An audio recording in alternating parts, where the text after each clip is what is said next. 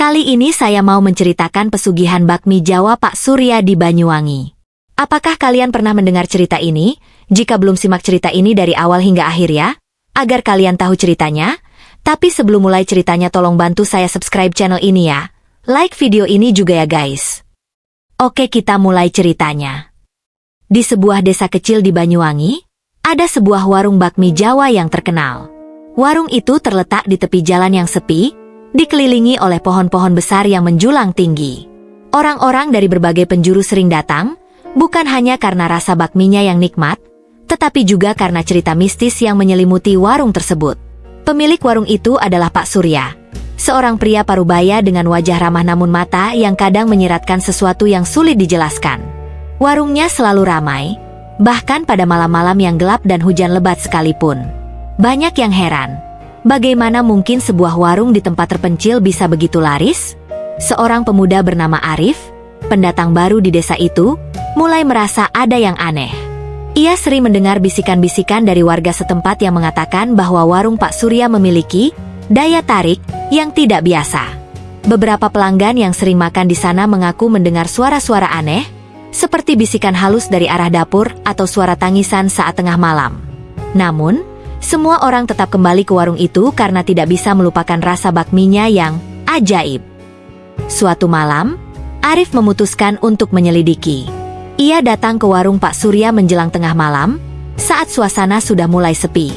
Sambil memesan semangkuk bakmi, ia mengamati setiap sudut warung. Dapurnya terlihat biasa saja, namun sesekali tercium aroma yang berbeda. Bukan seperti rempah, tetapi lebih mirip bau anyir darah. Saat bakmi pesanannya datang, Arif merasa bulu kuduknya berdiri. Bakmi itu terlihat menggugah selera, tetapi ada sesuatu dalam kuahnya yang membuatnya ragu. Namun, demi tidak menyinggung perasaan Pak Surya, ia mencoba beberapa suap. Anehnya, bakmi itu memang terasa luar biasa, bahkan lebih enak dari yang diceritakan orang-orang. Setelah makan, Arif merasa tubuhnya berat. Pandangannya mulai kabur, dan sebelum ia menyadari apa yang terjadi, ia kehilangan kesadaran. Ketika ia terbangun, ia menemukan dirinya berada di belakang warung, di dekat sebuah sumur tua yang ditutupi kain hitam. Ia mendengar suara-suara aneh, seperti orang mengaji dalam bahasa yang tidak ia mengerti. Di sekitarnya, terlihat beberapa benda aneh, seperti mangkuk berisi darah, bunga-bunga layu, dan lilin-lilin merah. Pak Surya tiba-tiba muncul dari kegelapan dengan wajah yang berbeda. Senyumnya menghilang, digantikan oleh ekspresi dingin. Ia mulai berbicara dengan suara pelan namun mengancam. "Kamu seharusnya tidak ikut campur dalam urusan yang bukan milikmu," katanya. Arif berusaha kabur, tetapi tubuhnya terasa lumpuh. Ia hanya bisa melihat Pak Surya mendekat dengan sebuah mangkuk besar di tangannya. Saat itulah, Arif menyadari bahwa pesugihan Pak Surya bukan hanya menggunakan tumbal, tetapi juga memanfaatkan energi dari pelanggan yang datang dan makan bakmi di warungnya. Beruntung, Arif memiliki sebuah jimat pemberian neneknya yang ia bawa di saku. Dengan sekuat tenaga, ia meraih jimat itu dan berdoa dalam hati. Tiba-tiba, suasana menjadi kacau. Lilin-lilin padam, angin kencang bertiup, dan suara mengerikan bergema di seluruh tempat. Pak Surya tampak panik. Ia berteriak marah, tetapi tak bisa mendekati Arif yang sekarang mulai bisa menggerakkan tubuhnya. Dengan sisa tenaga, Arif berlari menjauh dari warung itu. Ia tidak berhenti hingga sampai di rumahnya. Keesokan harinya, Arif mencoba menceritakan semuanya kepada warga. Namun, ketika ia kembali ke lokasi warung Pak Surya bersama beberapa warga, warung itu sudah hilang tanpa jejak. Hanya ada tanah kosong dengan bekas lingkaran api dan sisa-sisa pembakaran. Sejak saat itu, tidak ada lagi yang berani membicarakan warung bakmi tersebut. Namun, beberapa orang yang melewati daerah itu mengaku masih mencium aroma bakmi yang menggoda di tengah malam. Bisakah itu benar-benar hilang? Atau hanya menunggu korban berikutnya? Tidak ada yang tahu pasti. Sejak kejadian malam itu, Arif berusaha untuk melupakan semuanya. Namun, setiap kali ia melewati jalan yang dulu dilalui untuk menuju warung Pak Surya, ia merasakan perasaan tidak nyaman yang menyelimuti tubuhnya. Ada sesuatu yang tidak bisa ia jelaskan, seperti bayang-bayang yang mengikuti jejaknya, atau suara-suara halus yang datang dari arah hutan di dekatnya. Bahkan saat ia tidur, Mimpi buruk tentang warung itu sering menghantui, dengan sosok Pak Surya yang selalu muncul dengan tatapan kosong dan senyum yang menyeringai. Suatu hari, Arif mendengar dari seorang tetangga yang lebih tua tentang legenda yang beredar di Banyuwangi. Dulu, konon ada seorang dukun besar yang dikenal sebagai Raja Penunggu yang menguasai daerah tersebut. Dukun tersebut sering menggunakan bakmi Jawa sebagai sarana untuk menarik korban. Setiap pelanggan yang datang ke warung dan makan bakmi, tanpa sadar telah terikat pada ritual pesugihan yang sudah berlangsung selama puluhan tahun.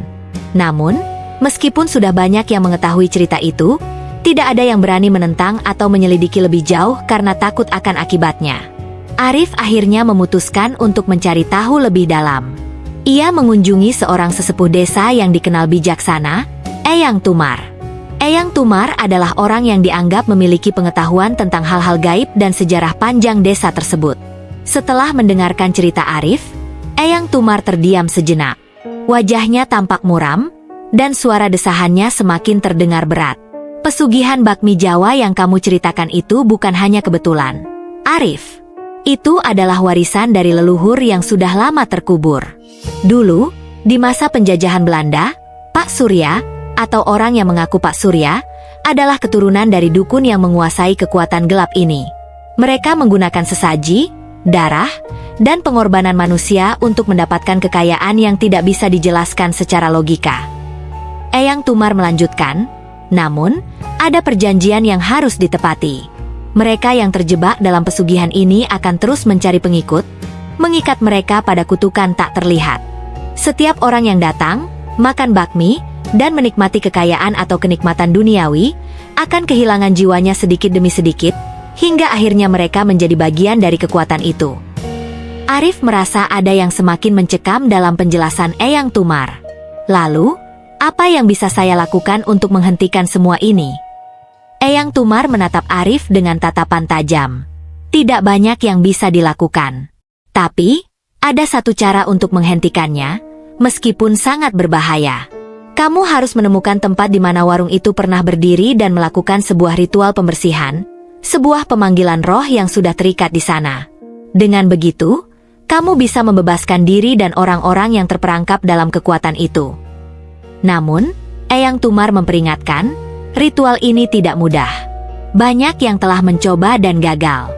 Kekuatan yang melindungi warung itu sangat kuat.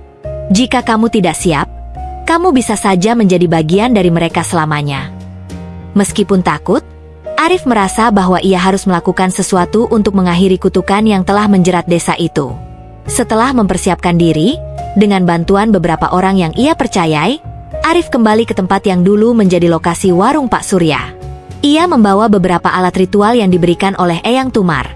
Sebuah lilin putih, bunga 7 warna, dan selembar kain hitam.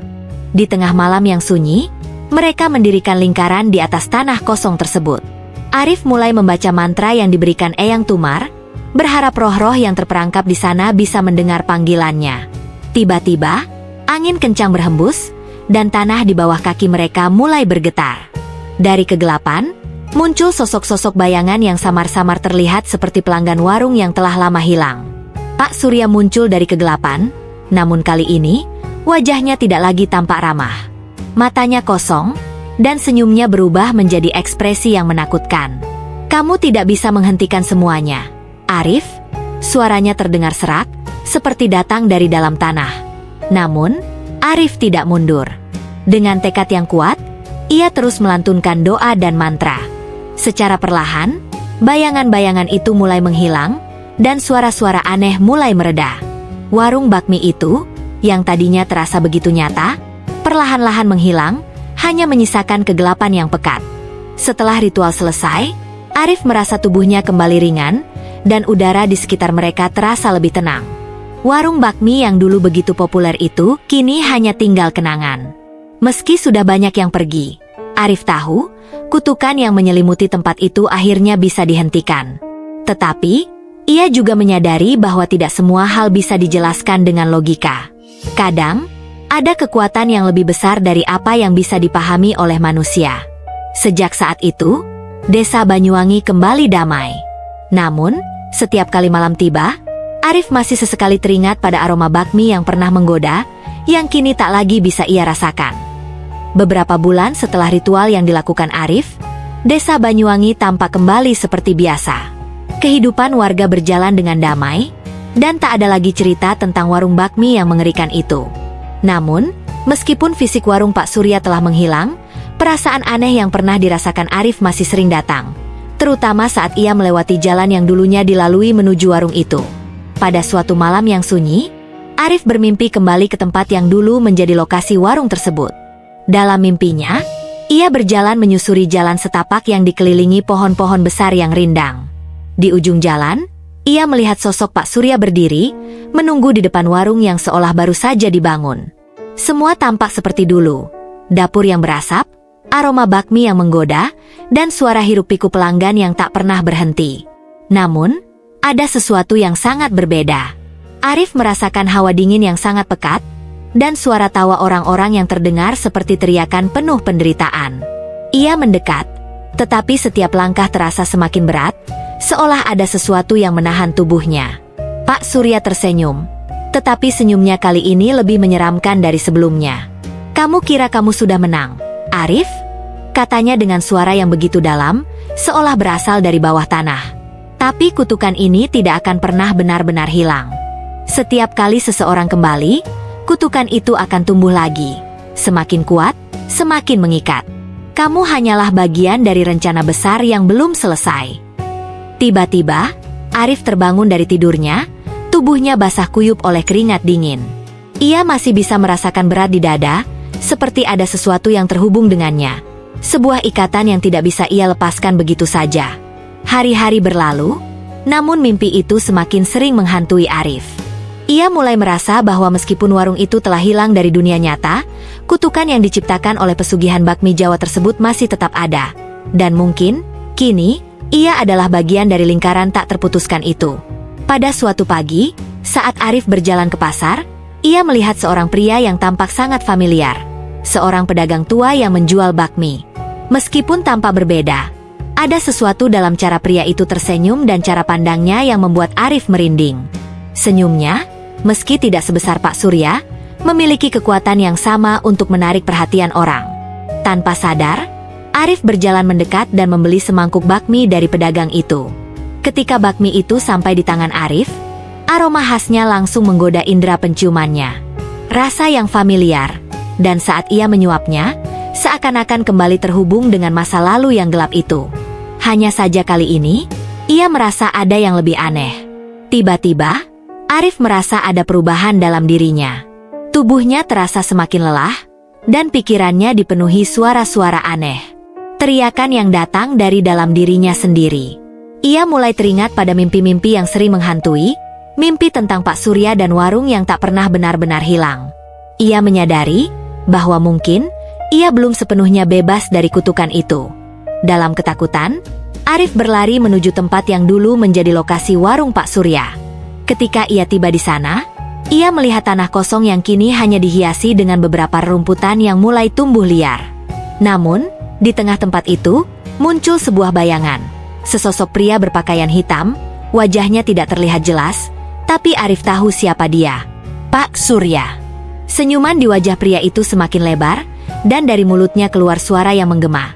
"Selamat datang kembali, Arif. Kamu akhirnya mengerti, bukan? Pesugihan ini tidak pernah selesai. Ia hanya menunggu orang baru untuk datang. Dan kamu adalah orang yang dipilih." Dalam sekejap, Arif merasa tubuhnya seperti terhisap ke dalam tanah. Bumi di bawah kakinya terasa berguncang, dan suara-suara bisikan kembali memenuhi telinganya. Namun, kali ini, Arif tidak melawan. Ia tahu bahwa mungkin ia sudah terjebak dalam lingkaran yang tak bisa dihentikan. Dan begitu, warung bakmi itu kembali hadir. Hanya dalam bentuk yang lebih gelap dan menakutkan, siap menarik jiwa-jiwa baru yang tak tahu bahaya. Pesugihan bakmi Jawa di Banyuwangi, meskipun tampak hilang, ternyata tidak pernah benar-benar pergi. Itu hanya menunggu saat yang tepat untuk kembali.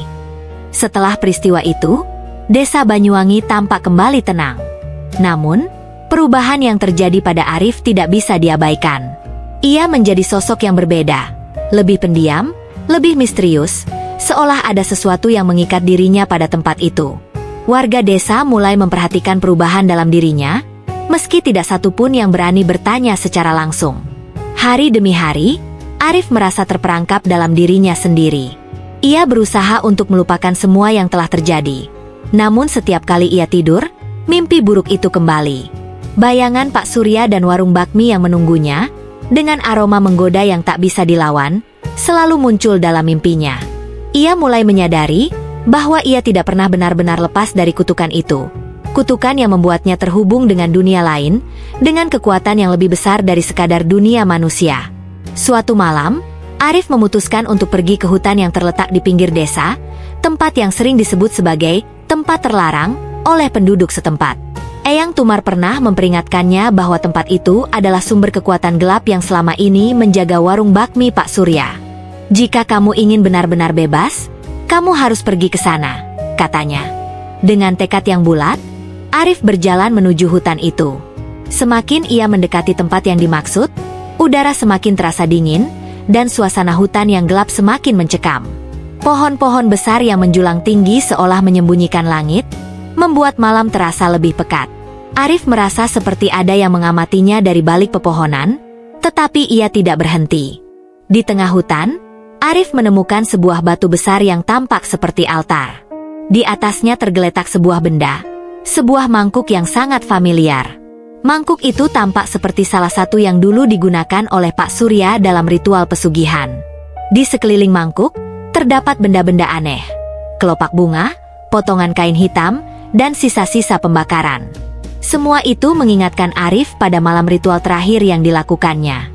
Saat ia mendekati altar batu, tiba-tiba, suara bisikan terdengar lagi, lebih keras dan jelas dari sebelumnya. Kamu tidak akan pernah bisa keluar, Arif. Kamu sudah menjadi bagian dari kami. Suara itu bergaung di telinganya. Arif menutup telinganya, berusaha untuk tidak mendengarkan. Tetapi suara itu terus menggema, mengisi pikirannya, merasuk ke dalam jiwanya. Pak Surya muncul di hadapannya, kali ini dengan wajah yang lebih mengerikan, seperti setengah tengkorak yang terbakar.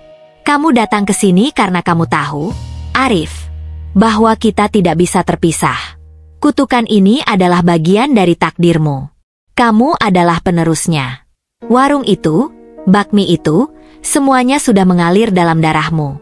Tidak ada yang bisa mengubahnya. Arif merasa tubuhnya mulai terhisap ke dalam tanah. Tetapi ia menahan diri. Ia ingat kata-kata Eyang Tumar, bahwa untuk menghentikan kutukan ini, ia harus memanggil roh yang lebih kuat, yang bisa mengusir kekuatan jahat itu. Dengan sisa-sisa keberanian, Arif mulai melantunkan doa yang diajarkan oleh Eyang Tumar. Doa itu bukan sekadar doa biasa.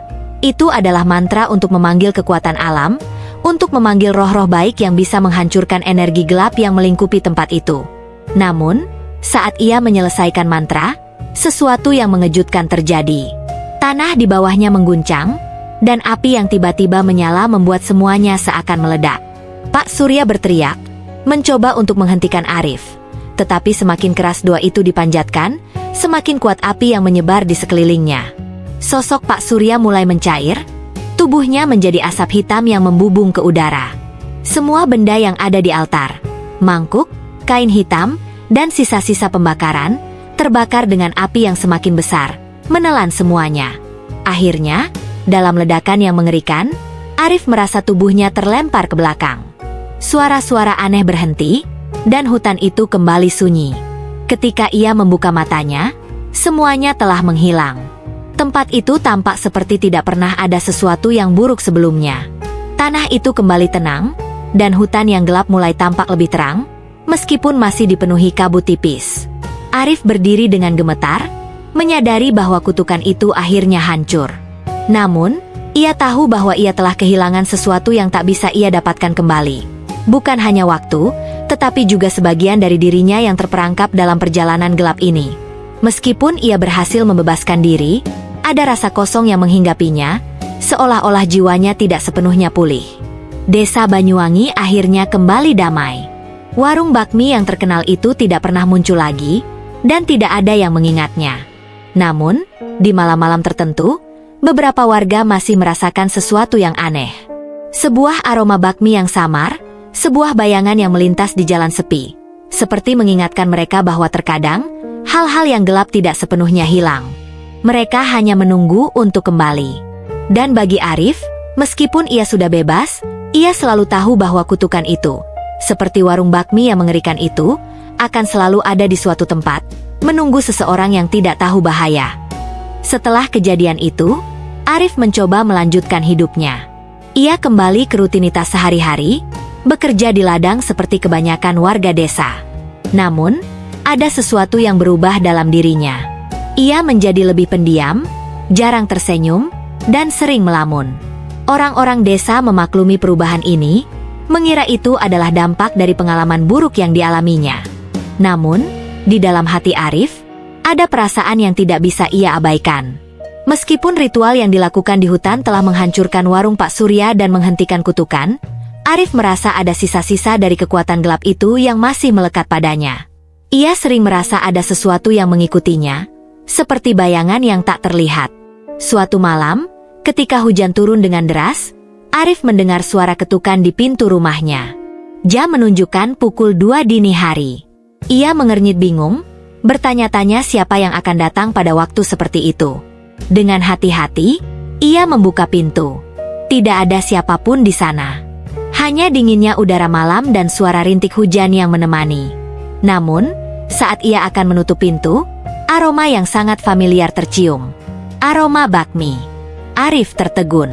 Ia mencoba meyakinkan dirinya bahwa itu hanyalah halusinasinya, tetapi aroma itu semakin kuat. Ia melangkah keluar, membiarkan hujan membasahi tubuhnya, mencari sumber bau tersebut. Tidak ada apa-apa, hanya kegelapan malam. Namun, ketika ia menoleh ke arah jalan, ia melihat sesuatu yang membuat darahnya membeku. Di ujung jalan desa, di bawah bayangan pepohonan, ada sebuah warung kecil. Lampu remang-remang menggantung di atasnya, dan dari dapurnya, asap mengepul, menyebarkan aroma bakmi yang menggoda. Warung itu mirip sekali dengan warung Pak Surya yang dulu, tetapi tampak lebih usang, seperti telah berdiri di sana selama puluhan tahun. Arif merasakan ketakutan yang luar biasa. Ia tahu, warung itu seharusnya tidak ada di sana. Namun, seperti ada sesuatu yang menariknya, ia melangkah mendekat, tubuhnya bergerak tanpa bisa ia kendalikan. Saat ia semakin dekat, suara yang familiar menyambutnya. Arif, lama tidak bertemu, suara itu terdengar pelan namun jelas. Pak Surya. Sosoknya muncul dari balik dapur, mengenakan pakaian yang sama seperti terakhir kali Arif melihatnya. Namun kali ini, wajahnya lebih menyeramkan, dengan mata yang kosong dan senyuman yang lebih lebar, menampilkan gigi-gigi yang kotor. Arif mencoba berbalik dan lari, tetapi kakinya terasa berat, seperti ada sesuatu yang mengikatnya. Pak Surya mendekat, membawa semangkuk bakmi yang masih panas. Ini untukmu, katanya. Makanlah, dan semuanya akan kembali seperti semula. Arif menolak, mencoba melawan tarikan yang mengikatnya. Namun, semakin ia berusaha, semakin kuat dorongan untuk mengambil mangkuk itu. Ia tahu, jika ia memakannya, ia akan kembali terperangkap dalam kutukan itu. Namun, kali ini, sesuatu yang berbeda terjadi.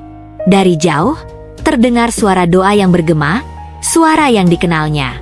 Itu suara Eyang Tumar. Ia menyadari bahwa meskipun Eyang Tumar telah meninggal beberapa minggu sebelumnya, doa-doa yang diajarkannya masih melindunginya. Arif menutup mata, mengingat semua ajaran Eyang Tumar, dan mulai melantunkan doa dengan suara yang bergetar. Warung itu mulai bergetar, lampu-lampu redupnya padam satu persatu, dan sosok Pak Surya perlahan memudar. Kamu tidak akan bisa lari selamanya, Arif. Suara Pak Surya menggema sebelum akhirnya lenyap bersama warung itu. Ketika Arif membuka matanya, ia mendapati dirinya berdiri sendirian di tengah jalan, tanpa jejak warung atau Pak Surya. Namun, ia tahu bahwa ini belum berakhir. Kutukan itu mungkin telah dihentikan untuk sementara. Tetapi selama ada orang yang tergoda oleh kekayaan instan atau kenikmatan duniawi, pesugihan itu akan selalu menemukan jalannya untuk kembali. Dan sejak malam itu, Arif berjanji pada dirinya sendiri untuk memperingatkan siapapun yang ia temui tentang bahayanya godaan yang terlihat sederhana namun berujung pada kehancuran. Ia tahu, bahwa perjuangannya melawan kegelapan tidak hanya untuk dirinya sendiri, tetapi juga untuk melindungi desa dan generasi berikutnya dari kutukan yang terus mengintai dalam bayangan. Tamat. Cerita di atas menyampaikan beberapa pelajaran penting, antara lain: 1. Hati-hati dengan godaan yang terlihat mudah dan menguntungkan. Kekayaan dan kenikmatan yang didapat dengan cara instan seringkali memiliki konsekuensi yang besar. Pesugihan dalam cerita ini menggambarkan bahwa tidak ada yang benar-benar gratis. Selalu ada harga yang harus dibayar, seringkali lebih dari yang kita duga. 2. Jangan mudah terpengaruh oleh hal-hal yang tidak jelas asal-usulnya. Warung bakmi yang terlihat biasa namun menyimpan rahasia gelap mengajarkan kita untuk waspada terhadap sesuatu yang tampak terlalu baik untuk menjadi kenyataan. Makanan, kesempatan, atau tawaran yang terlalu menggoda seringkali menyembunyikan bahaya. 3. Kekuatan iman dan tekad dapat melawan kejahatan. Arif berhasil melawan kutukan karena ia tetap teguh pada doa dan ajaran yang ia pelajari dari Eyang Tumar. Hal ini menunjukkan bahwa keyakinan yang kuat, baik pada agama, moral, atau nilai-nilai yang dianut, dapat menjadi perisai untuk melindungi diri dari godaan dan bahaya. 4. Keserakahan sering menjadi pintu masuk untuk malapetaka. Pesugihan dalam cerita ini melibatkan pengorbanan besar demi kekayaan. Ini menggambarkan bagaimana keserakahan bisa membuat orang mengabaikan batasan moral, yang pada akhirnya membawa kehancuran bagi diri sendiri dan orang lain. 5. Pentingnya mempercayai dan menghormati nasihat orang bijak. Arif selamat karena ia mendengarkan Eyang Tumar, seorang sesepuh yang memahami bahaya dari pesugihan tersebut. Ini mengajarkan pentingnya menghormati pengalaman dan kebijaksanaan orang-orang tua yang memiliki pengetahuan lebih dalam. 6. Keberanian menghadapi ketakutan adalah kunci untuk melindungi diri dan orang lain. Meskipun takut, Arif tetap menghadapi kutukan itu dan mencoba menghentikannya. Ini menunjukkan bahwa menghadapi ketakutan dengan keberanian dapat membawa perubahan positif, tidak hanya untuk diri sendiri tetapi juga bagi orang lain. Cerita ini, dengan segala unsur horor dan mistisnya, menjadi pengingat agar kita berhati-hati dalam setiap langkah hidup, tidak tergoda oleh hal-hal yang tampaknya mudah, dan selalu percaya pada kebaikan serta kekuatan moral untuk melawan kejahatan. Terima kasih sudah menonton video ini sampai akhir. Jangan lupa yang belum subscribe bantu subscribe ya dan klik tombol like dan share ke media sosial kalian untuk cerita horor lainnya tidak kalah mencekam. Kalau kalian mempunyai cerita mistis serupa tulis di kolom komentar, ya siapa tahu kisah kalian bisa menjadi inspirasi untuk video berikutnya.